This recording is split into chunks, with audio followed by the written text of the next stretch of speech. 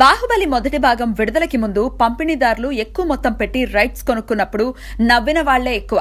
ఎందుకంటే సినిమా అటు ఇటు అయితే గనక జీవితాలు తారుమారయ్యేవి. అదృష్టం కొద్దీ సినిమా పలు సంచలనాలు సృష్టించి అతిపెద్ద హిట్ అయ్యి బయ్యర్లకు భారీ లాభాలు తెచ్చిపెట్టింది. అదే నమ్మకంతో డిస్ట్రిబ్యూటర్లు మళ్లీ పెద్ద మొత్తంలో డబ్బులు వెచ్చించి బాహుబలి 2 రైట్స్ కొనుక్కుంటున్నారు. సినిమా బానే ఉంటుంది, అది ప్రత్యేకంగా చెప్పక్కర్లేదు. కానీ అంచనాలు తలకిందులైనా ఓపెనింగ్స్ తో అన్ని రికార్డులు కొట్టే సత్తా ఈ సినిమాకుంది. దాదాపు అన్ని ఏరియాల్లో బిజినెస్ పూర్తయింది. కానీ కర్ణాటక రైట్స్ కొనడానికి మాత్రం ఎవరూ ముందుకు రావటం లేదు.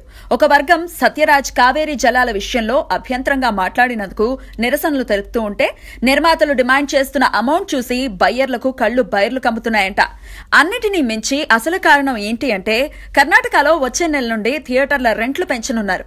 ఇది డిస్ట్రిబ్యూటర్లకు ఒక విధంగా భారమైన విషయమే. బాహుబలి 2 విడుదలకి ఇంకా నెల రోజులే ఉంది. చూద్దాం ఎవరు ధైర్యం చేసి సినిమాని కొనుక్కుంటారో.